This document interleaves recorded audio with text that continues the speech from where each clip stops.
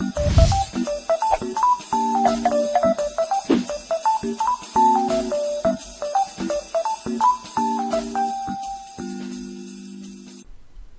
kids, this is David Petty, the Pink Hamster, here for ChessKid.com to bring you another Language of Chess video. That's right, our vocabulary keeps getting bigger and bigger here on ChessKid.com. And the word I want to talk about today is initiative. Now, you've probably heard this word just in day-to-day life. Like if your mom or dad told you, sometimes I just wish you would take more initiative and go do your homework all by yourself.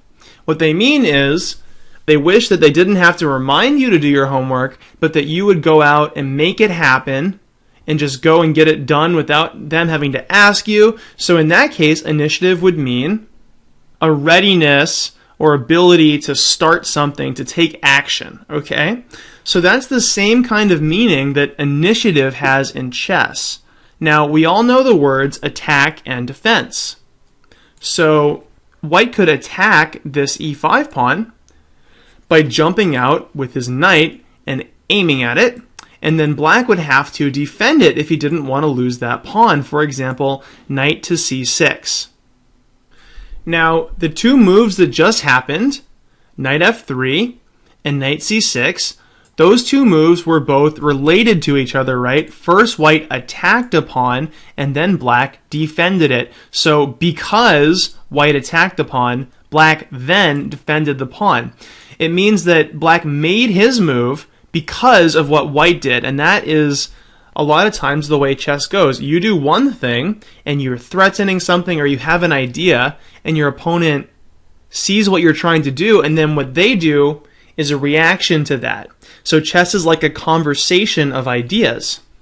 So another definition for initiative is an introductory act or step, or like a leading action. So in this exchange of ideas here with the two knights, who was taking the initiative? It was White. White's move was the leading action, it was an attack, and Black's response was caused by White's initiative. So to show initiative is to like make something happen, and in chess there's a phrase that so-and-so has the initiative, and I want to show you what I mean by showing you a game that you've probably seen before.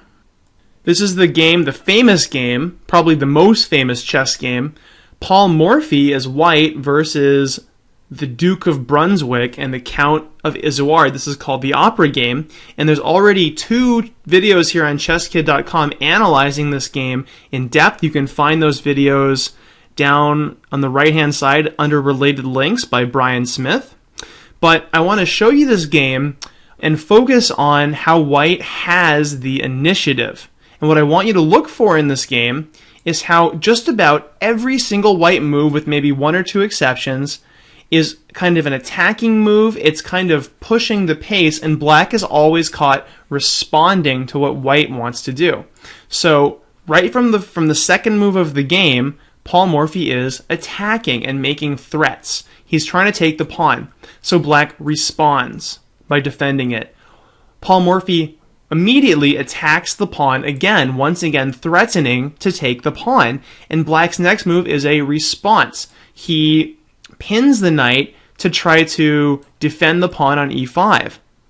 So Paul Morphy keeps pushing things. He takes, and if the Count and the Duke took back, then after this trade of queens, he's going to win a pawn and fork the bishop and the pawn on f7. So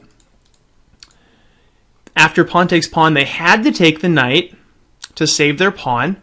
Takes, and now once again, Paul Morphy makes a move that is pushing the game. He makes a threat. He develops his piece, and what is he threatening? He's threatening checkmate, scholar's mate on the square of doom.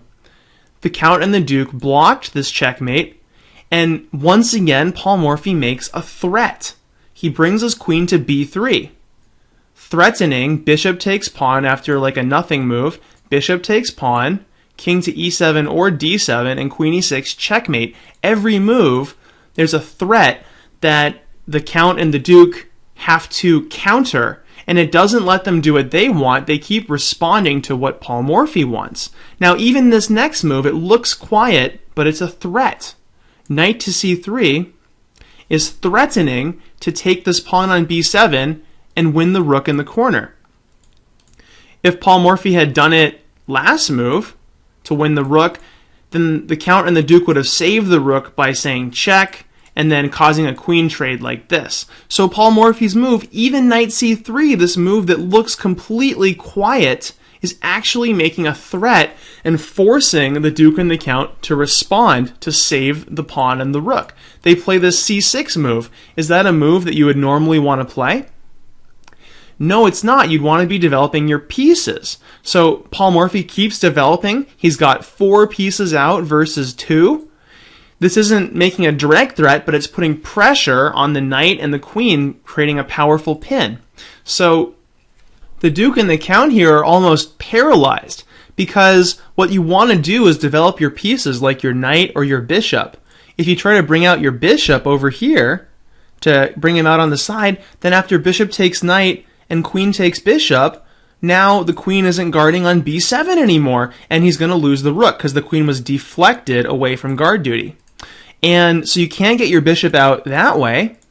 And if you try to move your knight to, say, d7, once again, you're blocking the queen's line of communication to defend this pawn, and you lose this pawn again. So if you bring your knight to a6, it gives Paul Morphy the chance to mess up your pawn structure. After this, you've got 3 weak, isolated pawns. So really, in this position, even though the bishop g5 move, it didn't seem to make any threats, it's preventing black from developing this bishop easily. This knight can't come out easily, and black had to make another move that you normally wouldn't want to make, b5, to try to get this pawn defended, and Paul Morphy just sacrifices his knight for 2 pawns in order to keep the initiative. So notice how every single move this game is kind of like a forcing move. He's threatening something, he's threatening checkmate, he's threatening a pawn, he's threatening a rook, he's keeping you from bringing out your pieces the way you want, and the game, the tone of the game, the pace of the game is completely being pushed by white. White is initiating and black is responding. So after this sacrifice, check, black blocked. The next move, making a threat, castles queenside, bringing the rook into the game, threatening rook takes knight because of this pin on the f6 knight. Black defends. White keeps making threats. Rook takes knight. Rook takes rook, and then the last piece comes into the game. Look at these beautiful pins. Every white piece is active, and black keeps having to defend, defend, defend. He tried to trade queens because he was up by a rook, but after check, another forcing move, putting the king in check, takes, check, a queen sacrifice, and then rook to d8, checkmate, Paul Morphy won.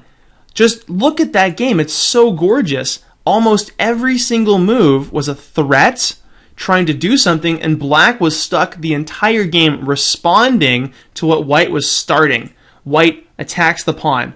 Black defends it. White attacks the pawn. Black defends it with a pin.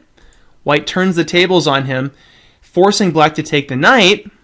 And now, after pawn takes pawn, he seizes the initiative. He develops his piece, goes for checkmate. Before black can get his balance, he switches sides and hits 2 targets. Black defends the pawn on f7 and prepares this queen trade, and he keeps black on the defensive by simply bringing out a new piece and going after this pawn and this rook. Black has to defend with a non-developing move. He stops the bishop from developing while bringing out his own piece. Black plays another move he doesn't want to with a pawn, takes, check, and he's stuck defending his king. Here, another attacker. He defends. Boom, a rook sacrifice in order to bring the final rook into play so quickly that black doesn't have a chance to do anything about it. Black desperately tries to trade queens, but after check, knight takes, check, checkmate. Every move was pushing black around. Black was always responding to what white was doing. That's called the initiative. You're pushing the tone of the game, and you're keeping your opponent from doing what they want to do. Black wanted to develop his pieces and castle. He never got a chance to do that because he kept having to react to white's threats. So the initiative is kind of a hard idea to get a grasp on, but it basically means that exact thing that we saw in that game. Keep pushing your opponent around, making threats, making attacks, and playing actively, and you stop your opponent from doing what they want to do while doing what you want to do. That's what the initiative is all about. And it's a very important idea in chess, but one that takes a lot of practice. To really understand the initiative, you have to make every move count. If you make one move that doesn't push the tone of the game, your opponent can usually kind of get out of it and start doing what they want to do. So to have the initiative, it's really fun. It takes a lot of practice to be able to make those kind of moves and see what's really important, but it's an idea you should be aware of and you should be trying to do in your own games. I hope you like this video. This is the Pink Hamster signing off.